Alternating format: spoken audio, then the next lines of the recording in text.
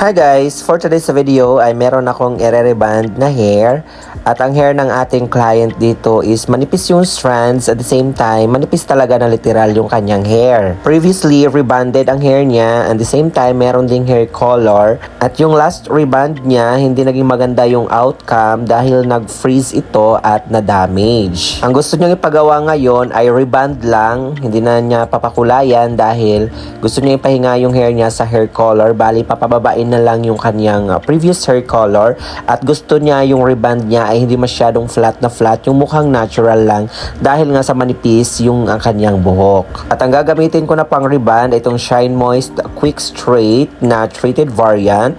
Perfect ang pang reband na to para sa mga hair na chemically treated at the same time maninipis yung strands. Isa ito sa mga pang reband na gustong-gusto kong gamitin lalong-lalo na sa mga chemically or treated hair dahil mild lang ang formulation nito at the same time meron itong SM Flex technology which means meron na siyang band protector infused. So after ko nga ma-prepare yung buhok ng aming client, nag-start na ako dito mag-apply ng rebanding cream solution or number 1 at inuna ko munang in-applyan yung kanyang pinaka-regrowth parts. And habang ina-applyan ko yung buhok ng aming client, napansin ko dito na marami siyang tangles mga sis dahil mahilig din si ma'am mag-ponytail ng kanyang hair. Pag mga ganitong cases ng hair na maninipis yung strands, make sure na extra careful lang tayo when it comes to application or sa rebanding process dahil mabilis silang mag-react or prone na sila sa damage. Ang disclaimer lang sa ating mga viewers, kung hindi naman po kayo mga professional hairstylist or mga hairdresser,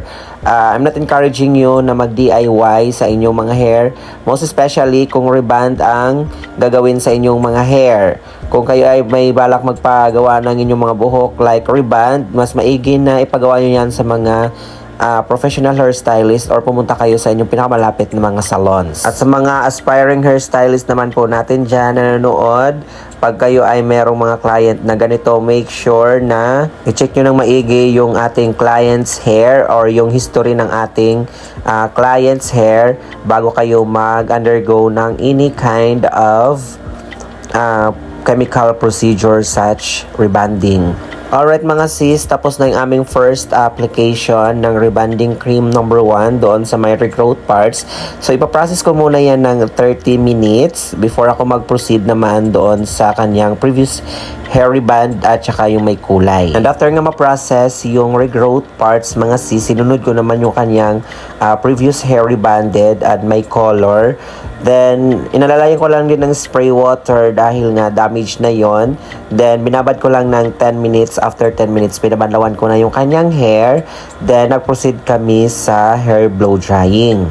I-blow dry ito natin ng 100% mga sis. So, ito yung outcome ng kanyang hair.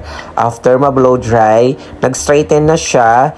Pero hindi pa ito yung final dahil iron naman po natin yung hair ng ating client. And this is the result after namin siyang ma-hair iron. Balang ginamit ko na heat temperature dito is 160 degrees Celsius lang mga sis dahil sobrang nipis nga ng kanyang hair. After ma-iron, prepare natin yung kanyang neutralizing solution or number 2. So, gamit pa rin natin yung Shine Moist Quick Straight, rebanding, and i-apply na po natin yung ating neutralizing cream. At this point, i-apply na po natin. Then, ibababad na ito natin for about 20 minutes. Then, after 20 minutes, papabanlawan na natin yung kanyang hair. After mabanlawan ang neutralizing cream, sinunod naman namin yung kanyang hair treatment. Bali, ang ginamit dito is hair botox treatment. Then, babad natin ng 45 minutes. And after ma-process ang treatment, hindi natin babanlawan.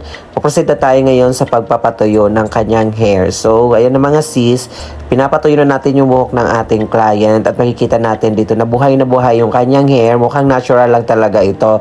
Hindi siya yung literal na flat yung tipong parang dinilaan ng baka, charis.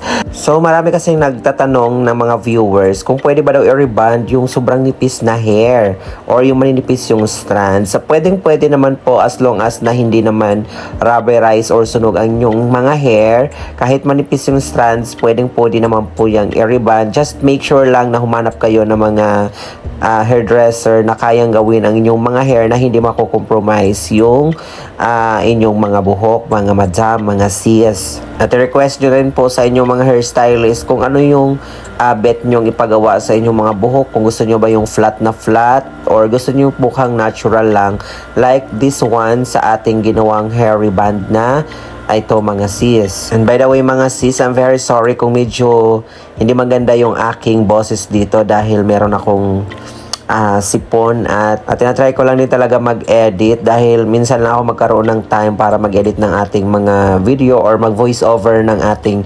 mga video dito mga sis. So finally, ito na pala yung ating final outcome sa ginawa nating reband sa buhok ng ating client. Super shiny and straight ng kanyang hair. So pinadaanan ko yan ng last iron pero hindi super iron na iron yung pagkakagawa ko dyan. Pinadaanan ko lang para masil lang yung treatment na in-apply natin sa buhok ng ating client. So far, sobrang ganda ng kanyang hair. Mukha lang siyang bagsak na bagsak pero pag napaliguan yan, mukhang natural lang talaga yan. Tingnan natin yung kanyang result after niyang mapaliguan yung kanyang hair. At sa mga magtatanong kung saan available yung ginamit natin na pang reband which is the Shine Moist Quick Straight Rebanding, available po yan kay Ma'am Belisa Main. Hanapin nyo lang po sa kanyang FB page and available also sa Shopee and Lazada. At yung ating ginamit naman na Botox treatment is Vange Professional Hair Botox kay Ma'am Vange Benedicto. I-search nyo rin po sa Facebook para hindi na po kayo magtanong sa ating comment section. And guys ha, lahat ng binanggit ko dyan na product ay hindi po yan sponsored. Bali, share ko na lang din sa inyo para alam nyo kung ano yung maganda at recommended para sa inyong mga salon or sa inyong mga client. At ito na mga sis, yung ating client sa feedback and after wash result, and shoutout kay Ma'am Ivory. Bali 2 beses niya na po napaliguan ng kanyang hair at na-shampoo na rin yung kanyang buhok. And bali ito yung kanyang naging outcome.